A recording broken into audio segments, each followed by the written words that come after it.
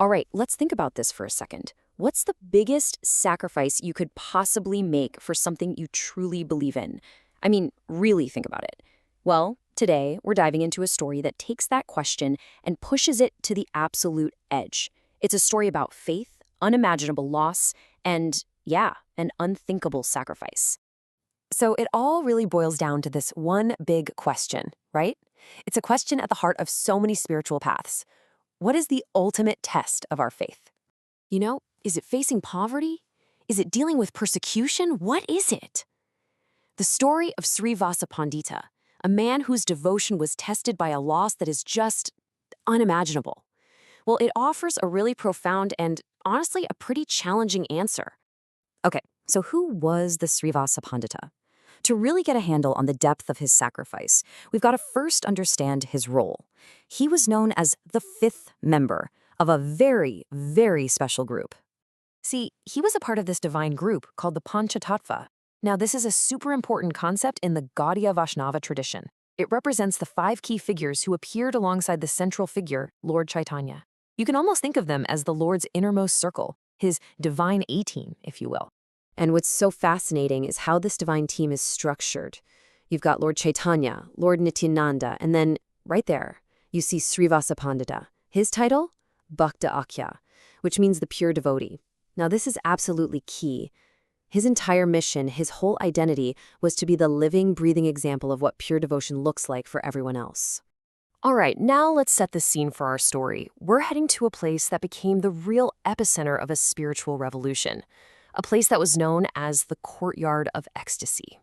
So this courtyard, known as Srivasa Angan, was actually inside Srivasa Pandita's own home. But listen, this was no ordinary house. It became the secret heart, the epicenter of the Sankirtana movement. That's the congregational chanting. Every single night, Lord Chaitanya and his closest associates would gather right here for hours and hours of ecstatic chanting. And they had to do it all in secret because the local magistrate, the Qazi, was actively trying to shut their movement down. And here's a little story that just perfectly captures the vibe there. The spiritual bliss was so real, so tangible, that Lord Chaitanya renamed a servant girl who worked in the house. Her name was Duki, which means unhappy. But seeing her devotion, he renamed her Suki, happy. It just goes to show you anyone who even served in that space was touched by this incredible divine mercy.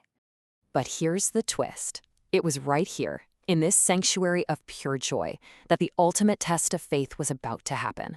Let's get into the emotional heart of this story, an unthinkable sacrifice.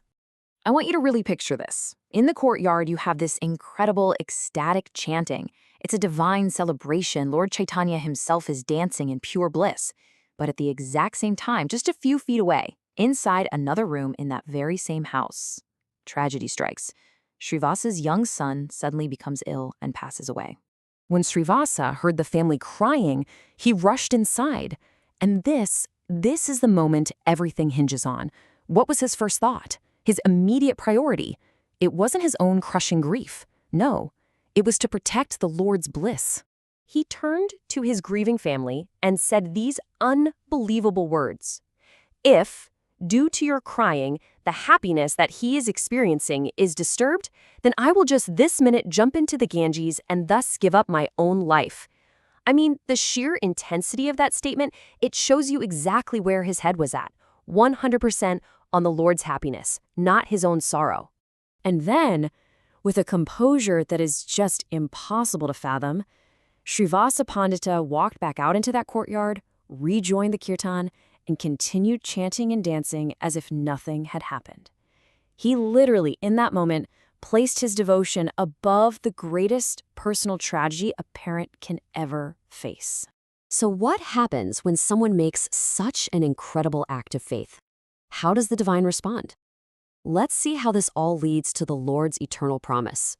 Hours later, after the chanting finally wound down, Lord Chaitanya could sense something was off. He felt that his own spiritual joy was somehow incomplete.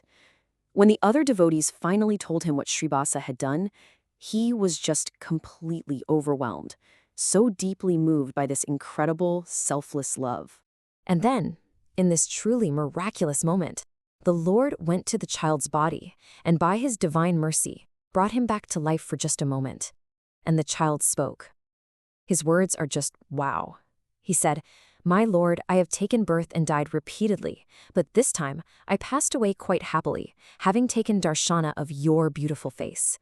He was actually confirming that passing away in the Lord's presence was the greatest blessing he could have ever received. Completely overcome with emotion, Lord Chaitanya then turned to Srivasa and made this incredible, heartfelt promise. "Since myself and Nityananda are your two sons, please don't feel any more distress. We will never leave you." Right there, in that moment, the Lord himself became eternally indebted to his own devotee. Now you might be thinking, how could any human being possibly have that kind of unwavering devotion? Well, there's one last, absolutely fascinating layer to the story, Asaja's secret identity.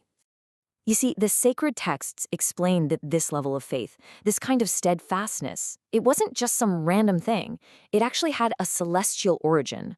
The scriptures reveal that Srivasa Pandita was none other than the earthly incarnation of Narada Muni. And if you know Narada Muni, he's the great celestial sage, famous for traveling all across the universes, constantly chanting the Lord's glories. And suddenly, it all makes perfect sense. Srivasa wasn't just a devotee, he was devotion personified, bringing the very essence of that cosmic chanting right down here to earth.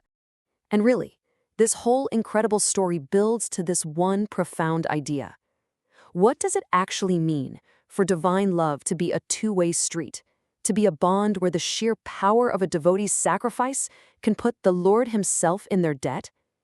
It shows us that our love, it has the power to capture the very heart of the divine.